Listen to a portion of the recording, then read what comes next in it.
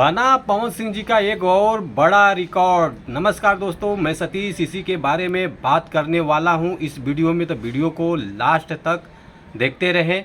और जो लोग भोजपुरी बुढ़ हंगामा चैनल को अभी तक सब्सक्राइब नहीं किए हैं वो लोग सब्सक्राइब कर लीजिए। चलिए वीडियो को शुरू करते हैं।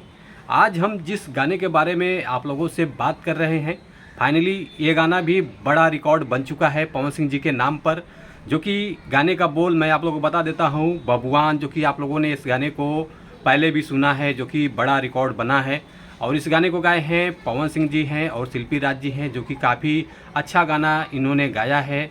और इस गाने को लिखा है विजय चौहान जी, जो कि काफ़ी अच्छा गाना लिख के इन्होंने दिया था। और इस गाने के म्यूजिक डायरेक्टर हैं शुभम SBR जी, जो कि काफ़ी बवाल म्यूजिक इन्होंने बना कर दिया था। और एक्ट्रेस की बात किया जाए तो एक्ट्रेस जो नज़र आ रही हैं इस गाने में चांदनी सिंह जी हैं। काफ़ी सुपर डुपर हिट गाना लगभग हुआ है इनकी वजह से, जो कि काफ़ी अच्छा डांस परफॉर्मेंस दिया है इन्होंने।